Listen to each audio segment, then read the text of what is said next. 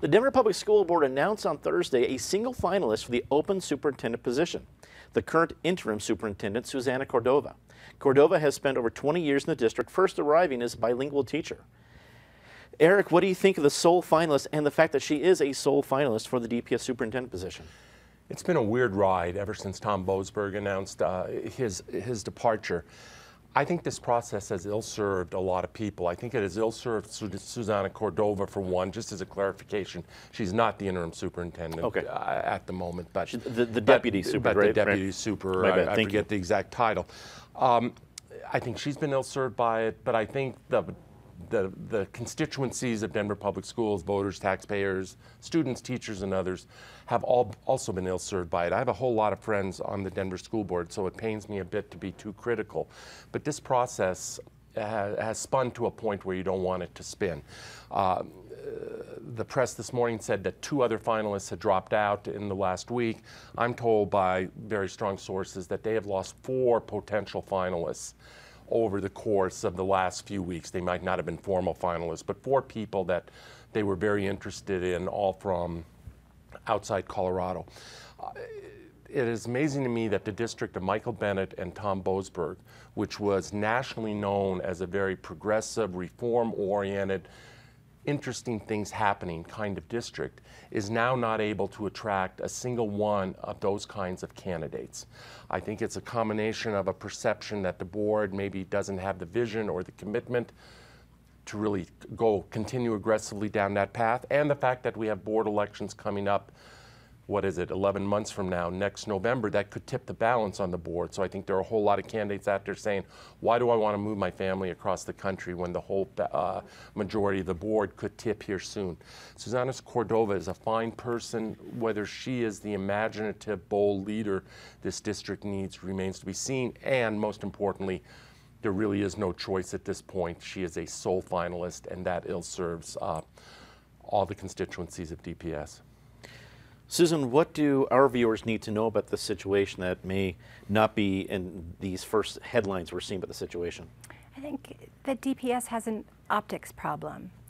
Susana may well be the right candidate for this job, and she has said, and I think this needs to be noted, that just because she worked with and for Tom Boasberg, she is not Tom Boasberg. She is a much more collaborative leader.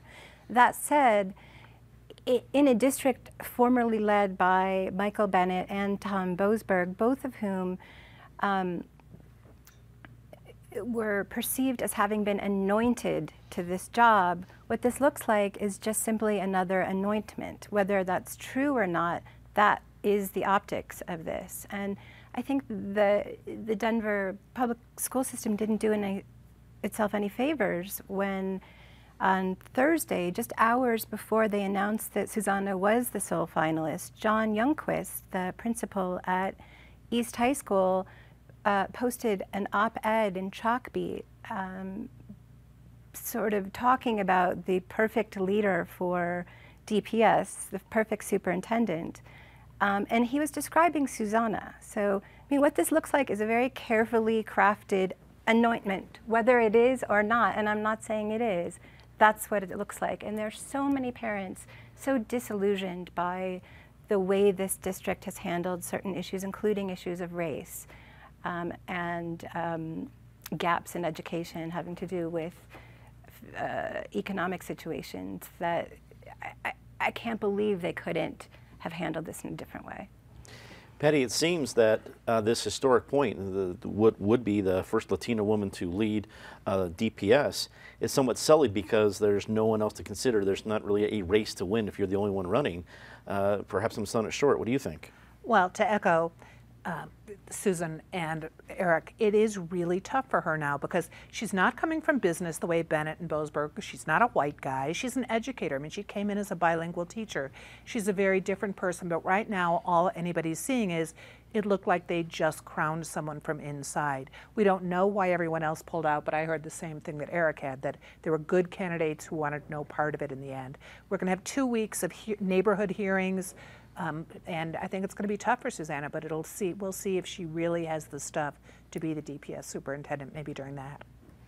Ross, it's the biggest school district in the state. It gets most of the headlines. What do you think about what we saw on Thursday?